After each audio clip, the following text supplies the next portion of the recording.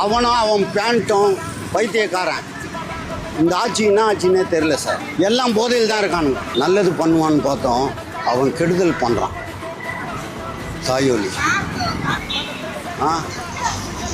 புதுசாக அவனே வர வச்சா நன்றி கட்டவன். இல்லை உஸ்கலாண்ட எதுவும் இருக்கக்கூடாது. இதுவரை 33 வருஷமாக நான் எடுத்ததே இல்லை. உங்கள் வாழ்வாதாரத்துக்கு நீங்கள் என்ன பண்ணுறது? இதுதான் பொழுப்பு சார், வேறு எந்த வேலையும் தெரியாது. கடை போடக்கூடாதுன்னு சொல்லிட்டாங்க, போட முடியாது. அதிகாரிகள் போட்ட உத்தரவு அப்படின்னு சொல்லியிருக்கு, அரசாங்கம் உத்தரவு போட்டு. இதுக்கு மேலே வேறு மாற்று வழி என்ன? மாற்று வழி எதுவுமே தெரியாது.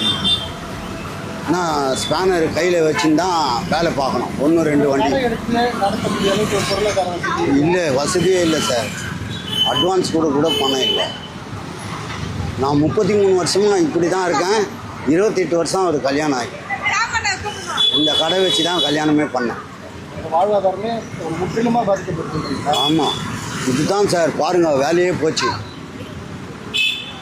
ரொம்ப கஷ்டமாயிடுச்சு.